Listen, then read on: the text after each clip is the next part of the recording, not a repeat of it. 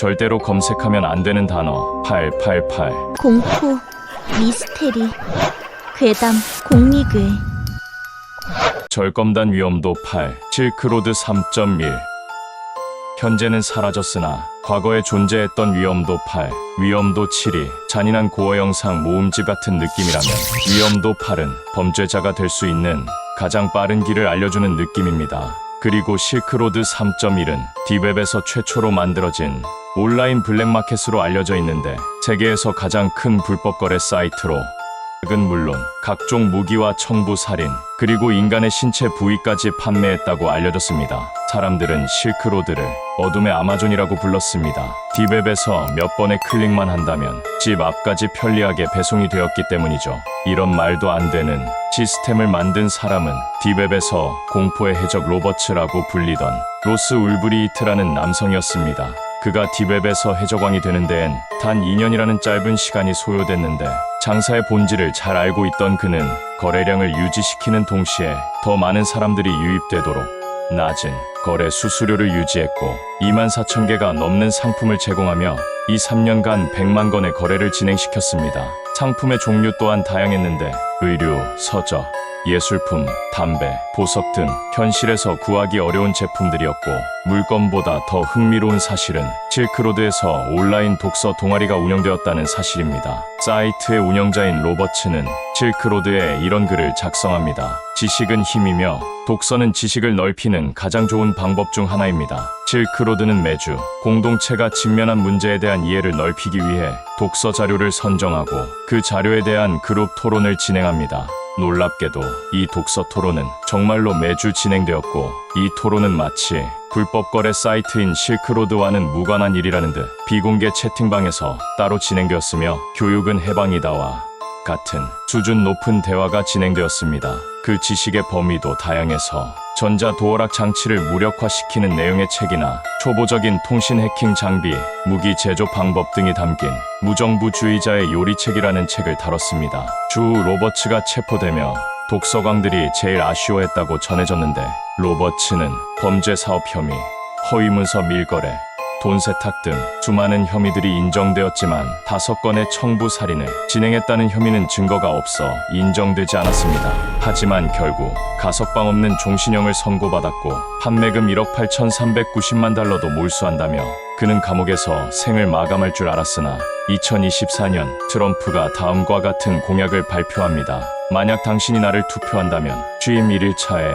로버츠의 형량을 복역한 형량으로 감형할 것, 즉 로버츠가 사면될 것이라는 내용이었는데 여러분들도 아시다시피 트럼프가 당선되었고 실제로 로버츠는 트럼프의 전면적이고 무조건적인 추진을 통해 사면되어 자유의 몸으로 살아가고 있습니다. 트럼프가 이러한 공약을 내세운 이유는 정부가 가상화폐 시장에 자유로움을 과도하게 개입한다는 이유였고 그 외 혐의는 이미 그가 복역한 11년으로 충분하다는 의견이었습니다. 아무리 트럼프라고 하지만 딥웹 해적왕을 사면시키는 것이 가능하다니 위험도 8의 검색어로 시작해서 트럼프의 행보에 놀라게 되는 그런 실크로드란 검색어였습니다. 절검단 위험도 8, 히든 위키. 다크웹 및 딥웹은 주소를 검색할 수 없도록 암호화를 해두었기 때문에 일반적인 방법으로는 접속할 수 없습니다. 히든 위키는 딥웹의 주소와 정보를 모아서 정리해둔 어둠의 나무 위키라고 생각하면 되는데 문제는 히든 위키에서 찾아볼 수 있는 주소는 그만큼 노출이 많이 되었다는 뜻이고 다크웹인 척하며 일부러 주소를 노출시켜 비트코인 사기를 치는 낚시꾼들이 뿌린 주소일 확률도 높다는 뜻이죠. 다크웹에서 기본적인 거래 방식은 판매자의 정보가 노출되지 않는 비트코인 지갑에 먼저 입금을 해야 되는데 그러다 보니 실제로 물건을 지급하는 것보다 그럴싸하게 사이트를 만드는 것이 훨씬 더 수월하기 때문에 실질적인 거래는 거의 불가능하다고 보면 됩니다. 다크웹에서 실제로 판매 중인 물건들을 몇 가지 보여드릴 텐데 만약 여러분이라면 비트코인을 송금할지 생각해 봅시다.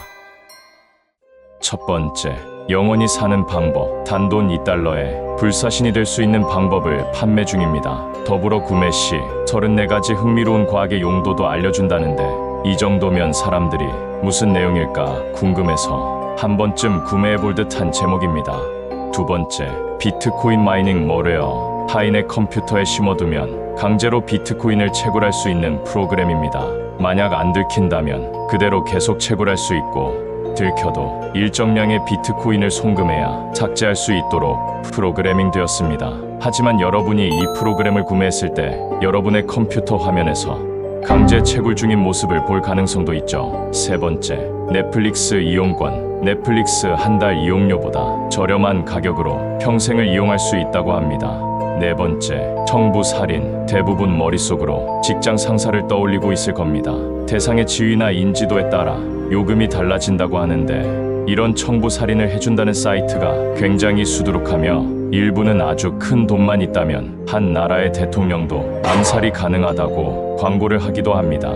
만약 여러분이 진짜 암살 의뢰를 한다면 여러분이 암살 의뢰를 했다는 정보를 타겟에게 그대로 전달할 수도 있습니다. 이렇게 히든위키에 등록된 사이트들은 대부분 처벌받지 않고 사기칠 수 있는 사기 장터 수준인데, 과거엔 8의 위험도에 등재되었다가 현재는 위험도 6에 위치해 있는 검색어 히든위키였습니다. 절검단 위험도 8, 드림마켓.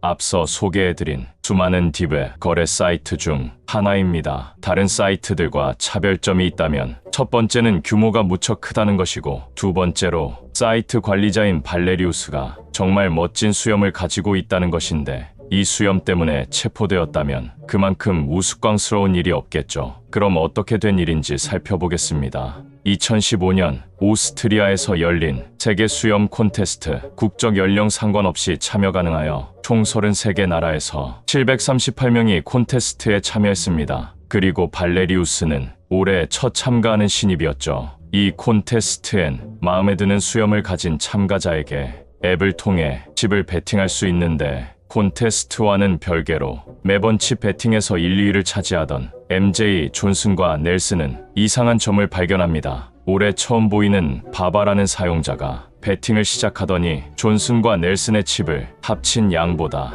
훨씬 더 많은 칩을 베팅하기 시작한 것이죠. 그래서 수사관들은 이를 이상하게 생각하여 올해 수염 콘테스트 참가자들을 조사해 보았는데, 발레리우스의 인스타그램을 보고 무언가 익숙한 느낌을 받았습니다. 거대한 딥웹 암거래 사이트 중 하나인 드림마켓의 운영자와 글을 작성하는 방식이 매우 비슷했기 때문이죠. 치얼스라는 단어를 습관처럼 사용하고 잦은 따옴표 사용, 간헐적인 프랑스어 사용 등 유사점이 매우 많았는데, 다크웹 큰 손이라면 엄청난 양의 베팅을 한 번에 하는 것도 설명이 가능한 일이었죠. 그래서 발레리우스는 공항에 도착하자마자 체포되었고, 조사 결과 그의 노트북에서 드림마켓의 관리자로 로그인된 것을 확인했고, 현재는 사이트가 폐쇄되었습니다.